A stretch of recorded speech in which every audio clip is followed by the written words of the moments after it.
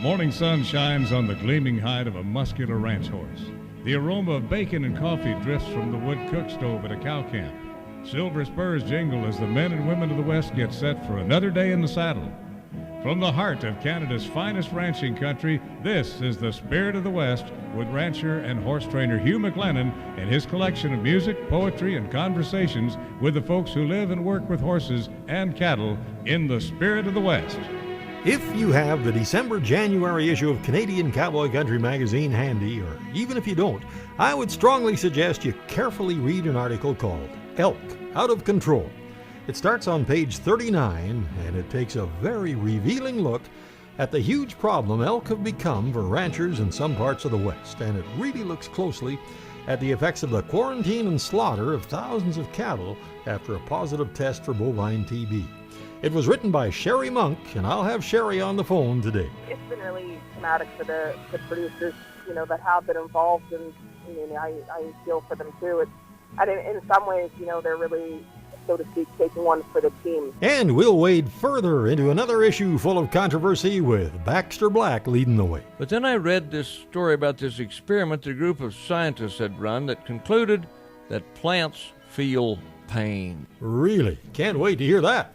And on the Rangeland News, we'll have an interesting look at where cattle prices and other agricultural products seem to be heading. On the livestock side, producers received over 7% less on prices. In the Cowboy Poetry Spotlight, a real nice one from Oklahoma cowboy Robert Bean. And he never wrote before, so I showed him how, and it didn't take long to catch his first cow. On the Irvine Saddlery and Western Wear Horse Training File, I'll tell you about one of the best horses I've ever owned and what it took to get that horse to that level of excellence. Have a historic version of a classic Song of the West in the story behind the song, and I'll catch up with agricultural journalist Sherry Monk after Barry Ward raises a very important question for today's society.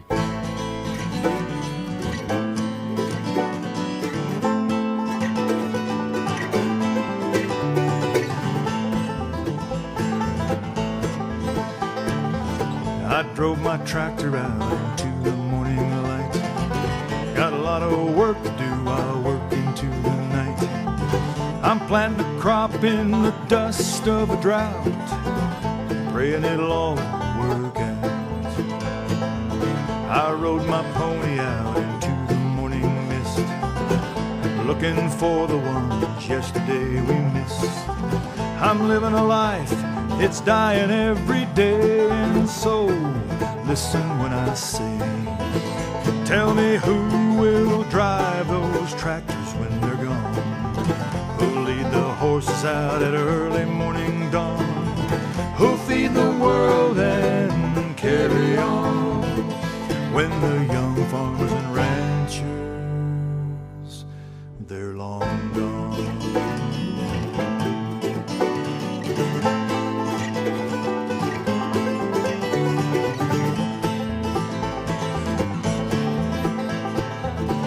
Tell me we don't need you farmers anymore. Well, let's go downtown, get our food at the grocery store, and get your cattle off, oh, don't you ranchers know that it was made for the buffalo? So tell me who will drive those tractors when they're gone? Who'll lead the horses out at early morning dawn? Who'll feed the world and carry on when the young farmers and ranchers, they're long gone?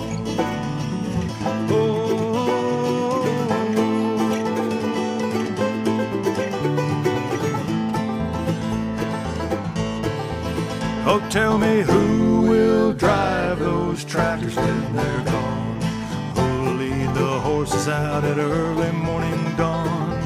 Who'll feed the world and carry on when the young farmers and ranchers, they're long gone? Oh.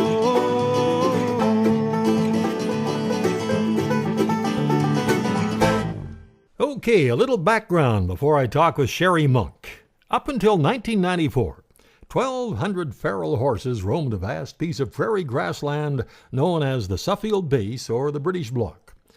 The horses were removed from there in 1994, In 1997, 132 elk were relocated from Elk Island National Park, and in 1998, an additional 89 head were introduced, and by late 2014, the herd was estimated to be 8,000 strong. Sherry Monk's great story in Canadian Cowboy Country magazine outlines the situation, and she's on the line from her cell phone. And Sherry, talk about a case of unintended consequences. Right, that's exactly it. And so, I mean, it's not like this was, an introduced invasive species. I mean, elk are certainly endemic to the area, but what they didn't have were the large predators to control them. And of course, the last time, that elk had really called that region home, there were certainly more wolves in the area, certainly more cougars, and even the plains grizzly bear used to exist there. So, you have this really large area and not a lot of natural predator control, and human population control can certainly work, as we're starting to see with Suffield. But it takes a lot more than humans just becoming hungry to all of a sudden have a management plan. So it's a little bit more complicated for us to start controlling the numbers. You actually outlined some of the specific problems it's caused for Jeff Lewandowski, who borders on the base there. You have to imagine this huge sort of untamed shortgrass prairie, which is surrounded, by ranch land. And on the fences that border the Suffield base, there's, signs saying, warning, you can die if you come onto the military base, because it is a live munitions testing ground.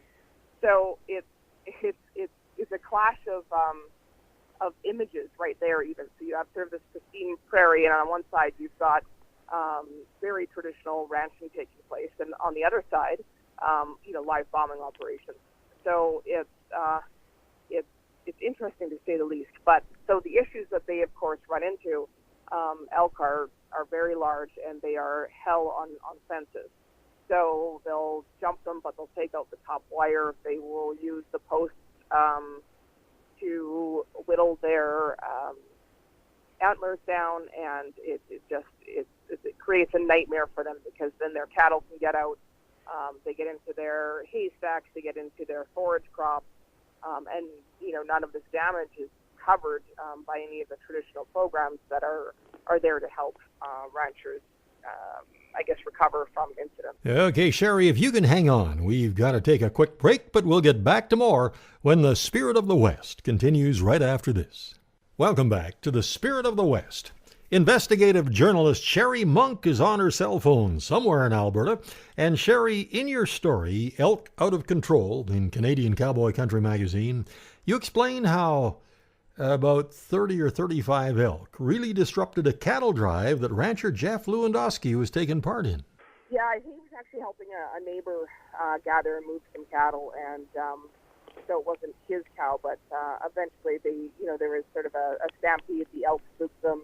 And it was, I believe, the next day, a cow was found with what appeared to have been gored. So you've got when you have domestic and wild animals, and then there's some pressure on, and either herd gets spooked. I mean, it can be a little bit of chaos, and that's certainly what happened. So it's not been without its casualties in that respect, and that's over and above of the elk just literally taking the food out of the mouths of these cattle. And a long-time delegate with the Alberta Beef Producers, Brad Ozajuk, raised kind of an alarm in I guess it was an interview you write about in the story that happened in 2016, raising the concern that there would be the possibility the elk could be carrying the bovine tuberculosis virus. And isn't it ironic how that worked out for Brad? Right, and and Brad was sounding the alarm, and largely producers are a little bit skittish about elk harboring bovine TB, because there is a herd in Manitoba in Riding Mountain National Park, and they are positive for bovine tuberculosis. And on the outside of the park, you have sort of stronghold of Manitoba cow-calf grazing that happens. And so you have, producers there that are understandably concerned about having an elk herd that's known to be positive so close to them. Now, they've mitigated that risk in a number of ways, and so far it's been okay. It's not super easy for, I guess, once it's in the elk. They don't commonly transmit it back to bovines. I mean, it does jump species, but it's, I guess not quite as easy as you might think. But they have taken a lot of measures in Manitoba, like having very, very, making like hay bale walls, basically, that are very thick, so that if the elk are eating on one side, never shall the two meet in the middle kind of thing. So Manitoba actually they've done a really good job of it, and their resources and what they've done for that situation is all online. And I suppose Alberta is going to have to take a page out of Manitoba's book, perhaps to try and prevent spread in the future as well. Okay, Sherry, I want to get more from you about the effects of the quarantine and the cull, and how that has impacted a number of ranchers after something Michael Martin Murphy wrote that takes a look at another ongoing problem in the West. Ride rangeland rebel, ride over the land, ride to beat the devil, ride for your own brand, ride for your own brand. I'm a rangeland rebel, riding for the lead. I ride to beat the devil stampede, beat the devil stampede. Now gather round, cowboys, saddle up a good horse, and ride for your land, or it'll be a golf course. Before they tear down the mountains and cover the trail, you won't find the bean counters when the banks start to fail. Ride rangeland rebel, ride to beat the devil. Dark riders are coming by the rustler's moon, while the wannabes watch cowboy cartoons as they're subdividing ranch to ranchette. Subhumans are residing with the hangman of death. Ride rangeland rebel, ride to beat the devil. Ride rangeland rebel, ride over the land, ride to beat the devil, ride for your own brand, ride for your own brand. I'm a rangeland rebel, riding for the lead, ride to beat the devil stampede, beat the devil stampede. In a high-rise in Denver, there's a CEO, can't wait for the winter, take your water for snow. He'll charge you for water, he'll charge you for air, cheat his own son and daughter for his insider share. Ride rangeland rebel, ride to beat the devil. You might wake up one morning and get a big shock to see the name Ted and Jane on your neighbor's mailbox. But it ain't Ted and Jane's fault, it's the ones who sell out, put the money in the bank vault before they get the hell out. Ride rangeland rebel, ride to beat the devil. Ride rangeland rebel, ride over the land, ride to beat the devil, ride for your own brand, ride for your own brand.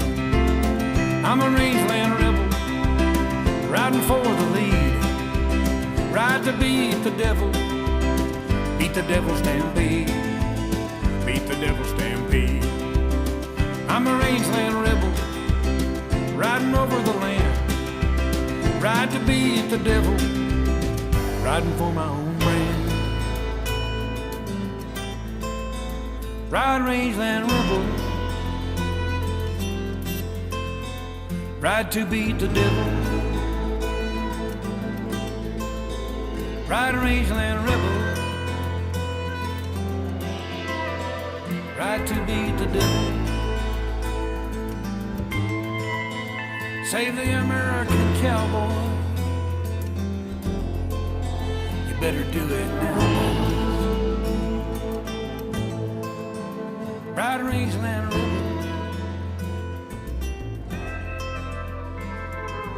Powerful song, Rangeland Rebel from Michael Martin Murphey. I'm glad you're still on the line, Sherry. Now, the number of animals that have been culled since that positive test for bovine TB is really kind of staggering. And of course, in this area too are a number of large communal grazing cooperatives, and that's why we've seen such a huge cull of animals. 10,000 plus animals have to be culled as a result of 6 positive TB cases.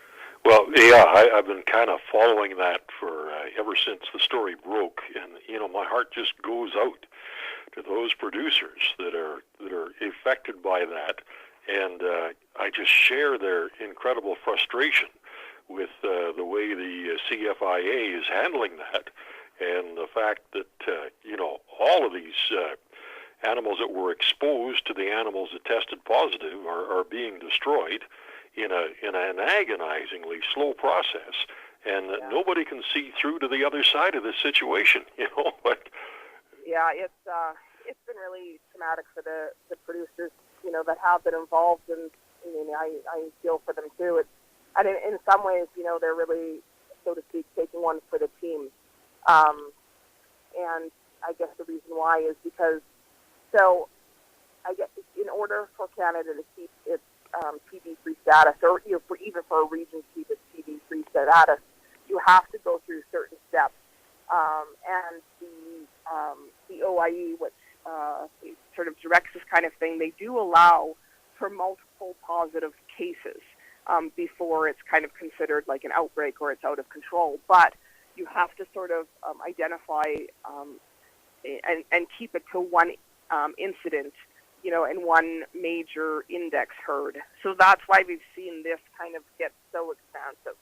And that's why they're doing, the painstaking testing first, because they want to make sure that if there are positive cases, that they tie it all to this one incident, because then it gets wrapped up into sort of a neat, tidy little ball, and it's considered, one case, rather than if they had just gone in and, culled the first 3 herds that we definitely know were strongly affiliated with the one positive animal, and then they sort of closed the books on it, and then we had subsequent infections that were found in other herds, we wouldn't be able to say that was one incident, and then it could affect trade at that point, depending on how it triggered other countries. So the CFIA is operating within a pretty rigid set of guidelines that protects Canada's entire cattle industry. And it's really hard for the producers that are involved. There's no doubt about it. I do know CFIA has since engaged expertise, I believe even south of the border from the USDA, to try and help streamline the process and make it happen faster. But there's an incredible number of animals that need to be tested, and I guess they can only get through it so quickly. Okay, well, Sherry, we'll get back to this in just a little while, and there's more contentious conversation from Baxter Black when the Spirit of the West continues right after this. Howdy, friends. This is Baxter Black on Spirit of the West with Hugh McLennan, with a little peek at a dissertation on plants right. What holds the loaded 30,000-pound trailer to the heavy-duty truck? What holds the 38-foot RV trailer to the dually? What holds the 2-horse trailer with your daughter's favorite pony to the half-ton pickup? Well, the odds are it's a B&W trailer hitch, probably a turnover bowl, American-made, employee-owned, customer-tuned, and proud of their part in America's greatness. B&W, holding things together down the road. I was invited to speak to a vegetarian animal rights group one time, and I didn't know what exactly I could say to them, but then I read this story about this experiment a group of scientists had run that concluded that plants feel pain. Yes, pain. So armed with that information, I wrote them The Vegetarian's Nightmare. Ladies and diners, I make you a shameful, degrading confession. A deed of disgrace in the name of good taste. Though I did it, I meant no aggression. I had planted a garden last April and lovingly sang it a ballad. But later in June, beneath a full moon, forgive me, I wanted a salad. So I slipped out and fondled a carrot, caressing its feathery top. With the force of a brute, I tore out the root, and it quivered and came with a pop. And then laying my hand on a radish, I jerked, and it left a small crater. Then with the blade of my true value spade, I exhumed a slumbering tater. Celery I plucked, I twisted a squash. Tomatoes were wincing in fear. I choked the romaine, it screamed out in pain. Their anguish was filling my ears. I finally came to the lettuce as it cringed at the top of the row. With one wicked slice, I beheaded it twice. As it writhed, I dealt a death blow. I butchered the onions and parsley. My hoe was all covered with gore. I chopped and I whacked without looking back. Then I stealthily slipped in the door. My bounty lay naked and dying. So I drowned them to snuff out their life. I sliced and I peeled as they thrashed, and they reeled on the cutting board under my knife. I violated tomatoes so their innards could never survive. I grated and ground till they made not a sound. Then I boiled the tater alive. I ate them. Forgive me, I'm sorry. But hear me, though I'm a beginner. Those plants feel pain, though it's hard to explain to someone who eats them for dinner. I intend to begin a crusade for plants' rights, including chickpeas, and the ACLU will be helping me, too. In the meantime, please pass the blue cheese. This is Baxter Black on Spirit of the West with Hugh McLennan, brought to you by B&W Turnover Bowl. How about a weekend pass to the 21st Annual Kamloops Cowboy Festival, March 16th to 19th, 2017. A terrific lineup of entertainers, including Kevin David. Early morning finds me out along the Great Divide. I stop and watch the prairie come alive. Jay Snyder. Imagine you're a cowboy, and breaking colts is what you do, and you've honed your skills for years and years, and other cowboys look up to you. The one and only Ben Crane. Dale and me was checking cows in Saskatchewan sandy hills. And so many more. There's the BC Cowboy Hall of Fame inductions, dinner shows, evening concerts, a wonderful art and gear show, the Art of the West show and sale, workshops on everything from guitar playing to saddle making. The best place to get all the details is bcchs.com. And for tickets, call 1-888-763-2221. Just ahead of the Rangeland News, here's a song we often play during our slideshow of ranch pictures from folks who take part in our Spirit of the West cruises. And folks really love it, from Jim Reeder. When I wake up in the morning and a new day is dawning, it makes no difference to me if it's raining or snowing, burning or blowing. I'm grateful to be living out my dream. I got 100 miles of wire and a coyote choir, and it's as wonderful as when I was a child. We got northern lights for thrills, silhouetted by the hills. Hear the mother cow bawling for her babe.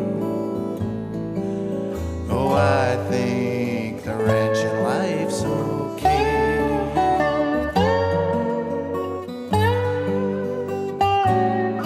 I've been blessed to the limit. My world's got everything in it, and I wouldn't trade anything away. Like my 26-year-old mare, you know it only seems fair that she spend her days with me here. We got 100 miles of wire and a coyote choir, and it's as wonderful as when I was a child. We got northern lights for thrills, silhouetted by the hills, hear the mother cow bawling for her babe. Yeah, I think the ranching life's okay. It ain't always perfect, there's breakdowns and wrecks, the markets, the weather and the rest. But I think a ranching life's the best. We got 100 miles of wire and a coyote choir, and it's as wonderful as when I was a child. We got northern lights for thrills, silhouetted by the hills, hear the mother cow bawling for her babe. Yeah, I think the ranching life's okay. Yeah, I think the ranching life's okay.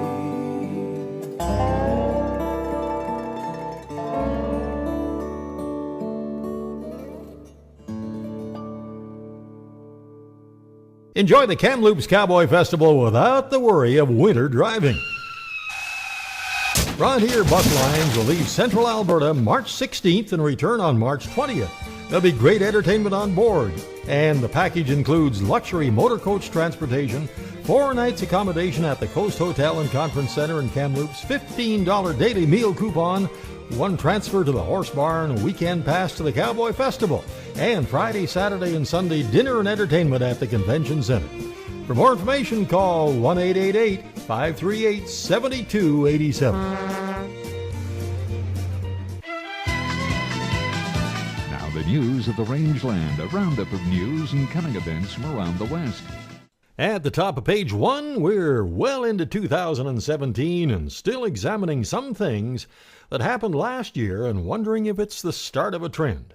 The numbers are in on what kind of prices farmers and ranchers got for what they produced, and it looks like the trend was downwards. With more, here's Rod Bain. It was a notable drop in the prices received by ag producers compared to the previous month. USDA's latest ag prices report has the month-over-month decline for overall prices received at 6.6%. On the livestock side, producers received over 7% less on prices. By category, the meat animal prices received index was down over 7%, dairy prices lower month-over-month by over 4%, and poultry and egg prices down almost 10%. Crop producers as a whole experienced an over 5% decrease in prices from September. This is reflected in an over 1% decline for soybean and oilseed prices, as well as an almost 2% drop in vegetable prices. This countered month-over-month prices received increases for food and feed grains and fruits. Producers overall paid less for inputs and services than the previous month by almost 1%. I'm Rod Bain reporting for the U.S. Department of Agriculture in Washington, D.C. It's shaping up to be a typical winter season for fertilizer prices, according to an industry expert, but he cautions plant expansions in the U.S., corn acreage, and the murky world of Chinese exports will all play a part in determining price direction in the coming months. We're probably expecting a typical season where 2/3 of the fertilizer will be used in the spring. We don't see anything out of the ordinary, with one caveat. If we look at what's going on in the nitrogen market, we're opening 3 world-scale plants in the U.S. The words of David Asbridge, president of NPK Fertilizer Advisory Service in St. Louis. He says one of the plants is already open in Louisiana, while 2 more should open soon in Idaho. And he says it could be early February before there's a seasonal bump due to the planting season. But he cautions if there's any delays to the scheduled startup of the planting season, prices of fertilizer could push higher. Farmers unable to harvest their 2016 crops due to that disastrous fall season might be eligible for a cash advance under a revised application deadline. The Canadian Canola Growers Association will accept new seeded cash advance applications until March of 2017. This deadline change applies equally to farmers already enrolled in the 2016 program, as well as those applying for the first time. And farmers are still required to meet all existing seeded advance requirements, including provision of security through either crop insurance or agri-stability, and a post-harvest report. The final date for repayment on a 2016 grain advance is September 30th, 2017. And for more information, go to ccga.ca, or you can call 1-866-745-2256. Well, there's a regular cattle sale Tuesday, January 24th, and a big bred cow sale and heifer sale, as well as the regular cattle sale Tuesday, January 31st at the BC Livestock Co-op in Kamloops, and you can get a look at some of the cattle listed. And lots more information on the co-op website, bclivestock.bc.ca. You know, usually when we buy vaccines to administer to cattle, we assume one kind will work on all cows, but how about this? Breed-specific vaccines are being developed, and they will be utilized in herds that develop recurring infections with different strains of an organism than is present in the vaccine, causing the commercial vaccine not to work. In that case, a vaccine can be custom-made for a specific herd using new technology that makes an RNA particle vaccine. The new technology can be used for nearly all livestock and is safe and potent herd-specific. Lots of interesting sales coming up at the Innisfail auction market. They have 2 horse sales a month, regular cattle sales every Wednesday, and you get all the details at InnisfailAuctionMarket.com. The 17th annual 100 Mile House Cowboy Concert is Saturday, February the 11th in the Martin Exeter Hall and 100 Mile House. That's always a great event. Gary Felgard, Ed Wall, and a great poet, Emily Ireland, will be there. And this concert has become so popular over the years that the organizers had to either add a second night or do 2 shows in the same day, so it was decided they'd do a 2 o'clock matinee as well as the 7 p.m. evening show. And the best thing about it is the ticket price, only $15 each. Boy, where can you get 3 hours of awesome entertainment for $15? Tickets at 100 Mile at PMT, Professional Chartered Accountants, LLP, 100 Mile Feed and Work and Play, and in Williams Lake, PMT Professional Chartered Accountants has them. For more information on the concert, you can call toll-free 1-888-763-2221. Lots of interesting sales coming up at the Innisfail auction market. They have 2 horse sales a month, as you probably know, and regular cattle sales every Wednesday. And you get all the details on other sales coming up at InnisfailAuctionMarket.com. And that brings us down to the final item. Seems a young single cowboy we know spent the last several summers at an isolated cow camp, and he was feeling pretty lonely. So when he came out in the fall, he put up a Facebook post. And basically it said simply, "I'm looking for a wife." And the next day he got about 100 responses, all saying the same thing. "You can have mine." And that's the Rangeland News. Coming up, more from investigative journalist Sherry Monk, the Irvine Saddlery and Western Wear Horse Training File, and more good music when the Spirit of the West continues right after this. Welcome back to the Spirit of the West. Page 39 on the latest issue of Canadian Cowboy Country magazine is where that very interesting article called Elk Out of Control is found. Written by Sherry Monk, and Sherry will talk about the lack of compensation for cattle under quarantine in just a few minutes. Now it's time for the Horse Training File, brought to you by Irvine Tack and Western Wear, Canada's largest Western store.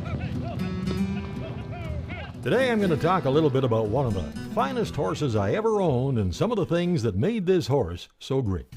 Experience the true Spirit of the West at Canada's largest Western store, Irvine Tack and Western Wear. If you need a curb strap or a 4-star gooseneck trailer, you'll find it here. A saddle for every rider. Cutters, reiners, penners, trainers, working ranch cowboys, ropers. They have over 1,200 in stock. And they have Western wear for the entire family. And how about a gift card? Shop online at irvinesaddles.ca. Free shipping on orders of over $100. irvinesaddle.ca, 1-877-946-9494. Now, Billy and I were talking about some of the great horses we've owned over the years, and she said, "I'll bet you'd put Lucky at the top of that list." And, well, she would be pretty close. There was one other one, first horse I ever owned that was possibly the best. He was only 3 when I got him. I had no idea what I was doing, but he was so good, and he died in a fatal fall when he was only 5. But for about 20 years, Lucky's been a horse that I can really do anything with. Her heart is as big, way bigger than her body. She's athletic, sure-footed, and I've roped bulls, doctored cows, drug hundreds of calves to the branding fire, and she's saved my neck many times by staying calm in some of the darndest potential wrecks. But she wasn't always that way. She had hardly ever seen humans until we got her when she was about 7. She taught me, though, that if I did it right, she'd do her absolute best. When I started moving cattle with her in some rugged range permits, there were many places where I had to step off, and for days I led her through the heavy timber and across the creeks and swamps, a lot more than I rode her, just going along behind the other guys that were still mounted. As time went by, she became an absolute joy to ride. After 7 years on the drover crew of the famous cattle drive in Kamloops, sitting on her playing my guitar and singing in front of live audiences and all kinds of venues, we built a lot of happy memories over the years. She's taught all of our grandkids to ride, and she's probably close to 30 years old now, and she still looks sound and healthy, and she still seems to really enjoy going out on easy rides. I guess the only point I can make here is that it's definitely possible to have a horse that has a lot of fear, and with enough time, they can become a brave, respectful horse that'll do anything for you and be totally safe and reliable, but in some cases, that can take a few years. Something else that I think really helps Lucky is that daily feeding of Hoffman's Horse Ration, and you can find out more at hoffmanshorseration.com. Well, February 2nd and 3rd, Ian Tyson will be doing concerts at the National Cowboy Gathering in Elko, Nevada. And when Sherry Monk talked about the vast grassland around the Suffield base, a line from this song that I just love came to mind. The range in the sky, buckskin and blue, from Ian Tyson's Till the Circle is Through. The high soaring hawk, the dark awkward crow, the white gull alone on the high rolling sea must make their way home, best way that they know, no different for you and for me. We will stay where the river runs through, the range and the sky, buckskin and blue. We will ride to the end on the wings of the wind, till we're home and our circle is through.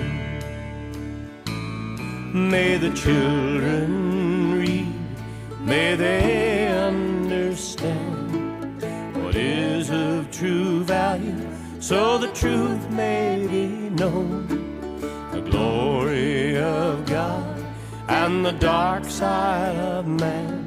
For one day they must ride on alone. And may they stay where the river runs through, the range and the sky, buckskin and blue. May they ride to the end on the wings of the wind, till they're home and their circle is through.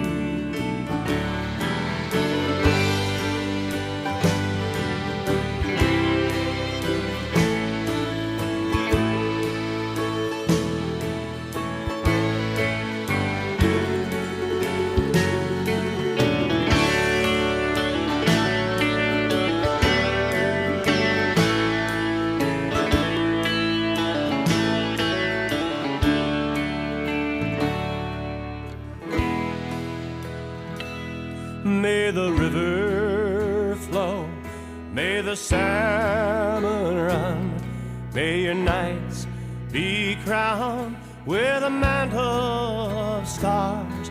May your pony stay sound for the work to be done. He'll get you home with your dreams and your scars. May you stay where the river runs through, sky, buckskin and blue.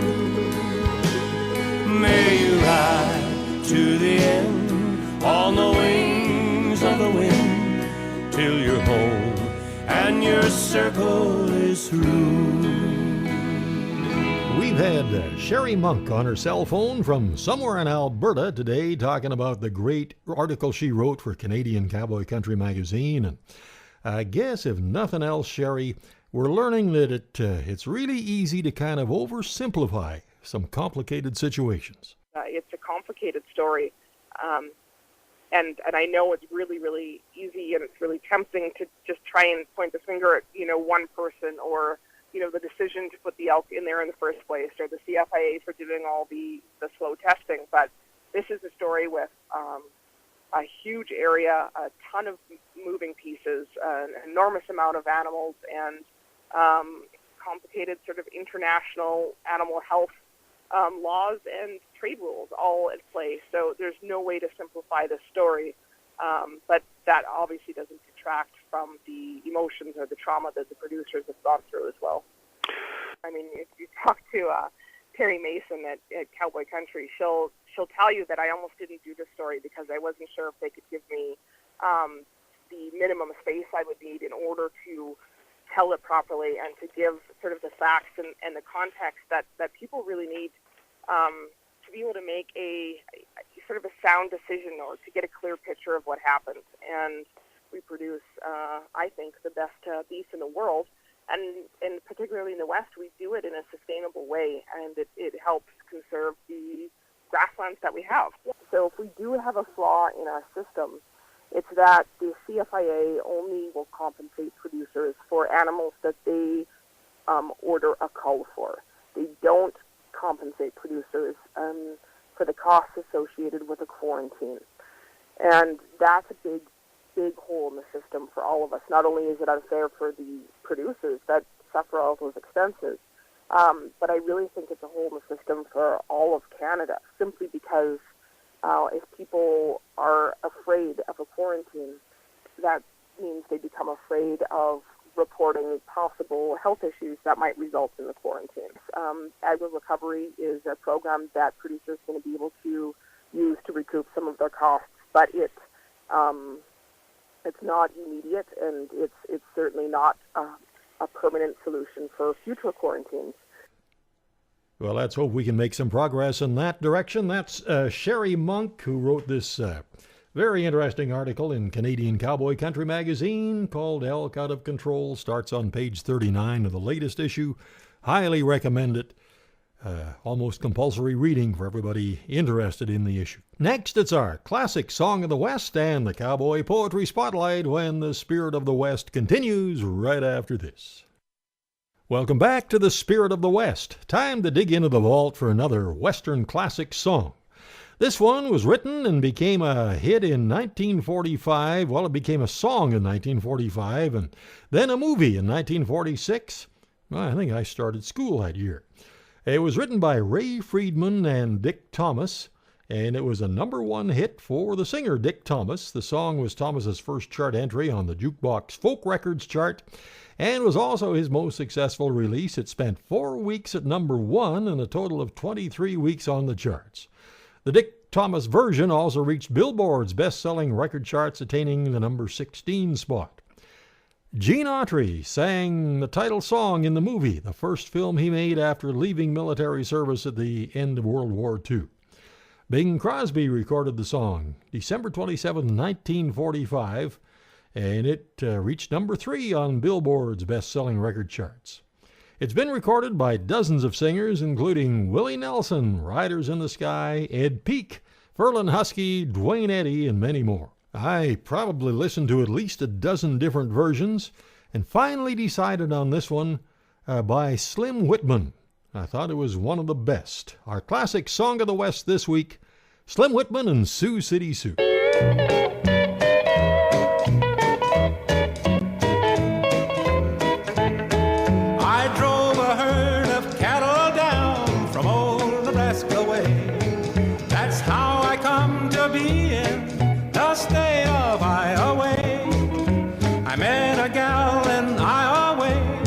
eyes were big and blue. I asked her what her name was. She said Sioux City Sue. Sioux City Sue.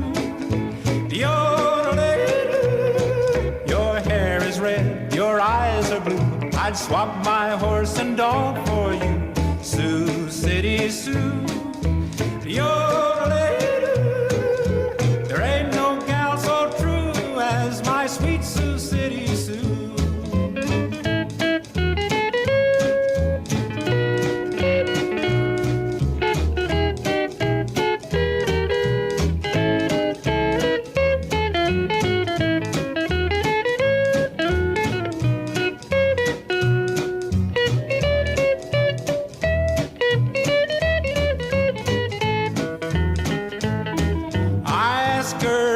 Had a beau, she said, yeah, quite a few. Then I started courting my sweet Sioux City Sue. The first time that I stole a kiss, I caught her stealing too. I asked her if she loved me, she said, indeed I do. Sioux City Sue, yodelay-doo. Your hair is red, your eyes are blue. I'd swap my horse and dog for you.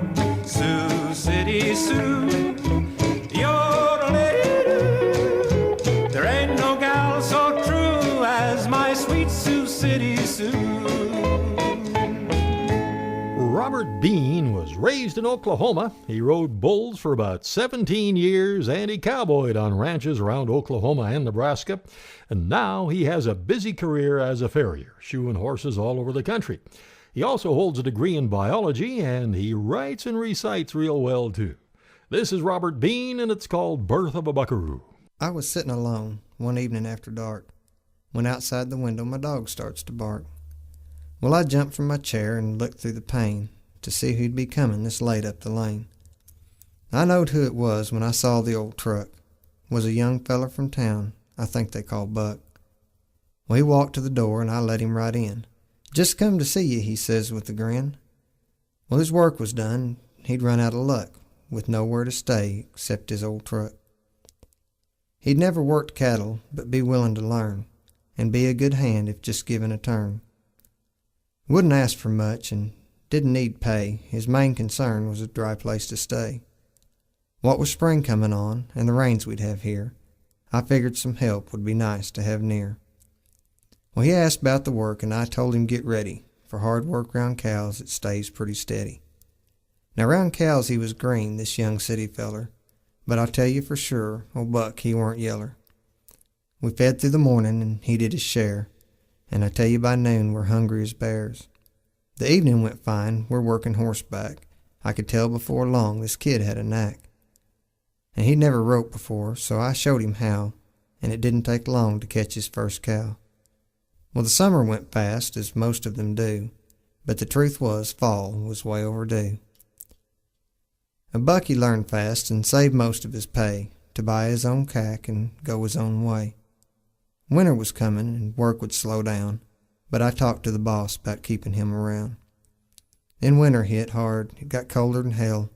Winds blew from the north and the temperature fell. We fed every morning and chopped ice too, and then we'd stop and warm up with a hot cup of brew. Old Buck never whimpered, no he never whined, like some city fellers I've known in my time. He stuck it out till the winter was through, and I'm telling you boys, he'd become a buckaroo. He's still working horseback, I see him now and again. He made a good hand and a heck of a friend. And it just goes to show you that cowboying's an art, but you don't have to be born one for it to be in your heart.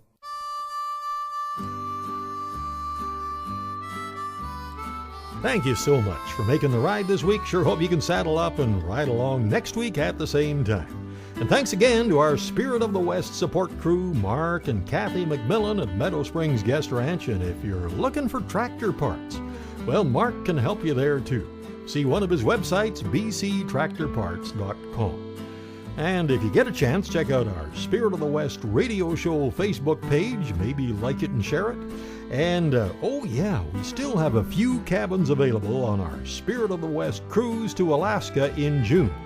Great bunch of folks already signed up. Get the details on the cruise page at our website, hugh-mclennan.com, or just call 1-800-530-0131. Till next week, I'm Hugh McLennan. Hope to see you down the trail somewhere real soon.